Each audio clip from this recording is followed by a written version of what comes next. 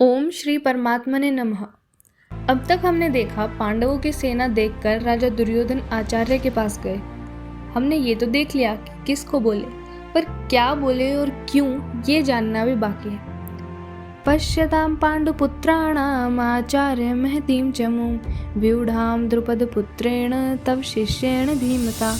हे आचार्य, आपके बुद्धिमान शिष्य द्रुपद पुत्र के द्वारा व्यूह रचना से खड़ी की हुई पांडवों की इस बड़ी भारी सेना को देखिए। दुर्योधन ने कहा, हे आचार्य।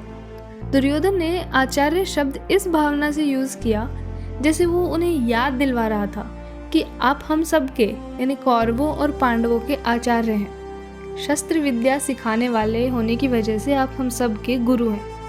इसलिए आपके मन में किसी को लेके कोई पक्षपात नहीं होना चाहिए, क्योंकि किसी को अपना पद, अपना ओहदा याद दिलवा दिया जाए तो उसे अपना कर्तव्य भी याद आ जाता है। बस यही उद्देश्य था दुर्योधन का भी।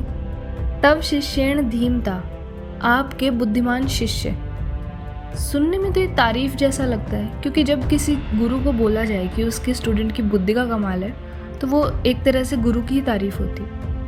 पर दुर्योधन क्यों अपने विपक्ष की तारीफ करेगा? यहाँ दुर्योधन का भाव तारीफ वाला नहीं बल्कि तानाकसी वाला है। जब स्टूडेंट आपके ही खिलाफ विपक्ष में खड़ा हो तो ये ताना ही है कि आपके स्टूडेंट की बुद्धि का कमाल है जो उसने आपके खिलाफ ऐसी व्यू रचना की है, आपसे ही शिक्षा लेके आपके ही सामने खड़ा है आज।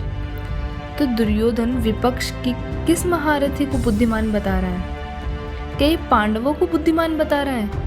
क्योंकि वो भी द्रोणाचार्य के शिष्य थे। पर दुर्योधन को तो पांडवों से इतनी नफरत थी कि वो उन्हें मारने के बार बार प्रयास करता था, कभी जहर खिला के, कभी आग लगा कर। तो दुर्योधन पांडवों को बुद्धिमान क्यों कहेगा? उसे तो पांडव फूटी आंख न सुहाते थे।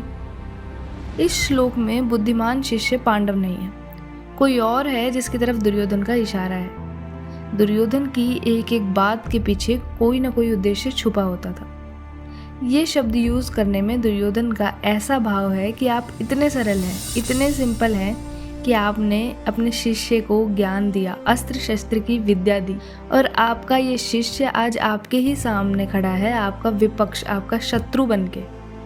तो ये एक तरह से दुर्योधन आचार्य द्रोण को ताना दे रहा है। किसके लिए?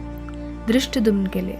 आप इतने सरल हैं, इतने सिंपल हैं कि आपने आपको ही मारने वाले धृष्टद्युम्न को भी अस्त्र शस्त्र की विद्या सिखाई है।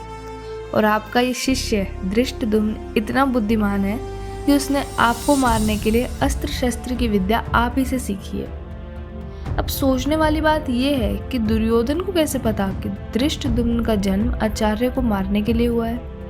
और अगर ये सबको पता ही था तो आचार्य ने खुद उसे अस्त्र शस्त्र की विद्या क्यों दी?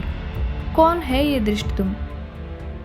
श्रीमद् भगवत गीता के अर्थ को डिटेल से जानने के लिए जुड़े रहिए। ओम श्री कृष्णार्पणमस्तु।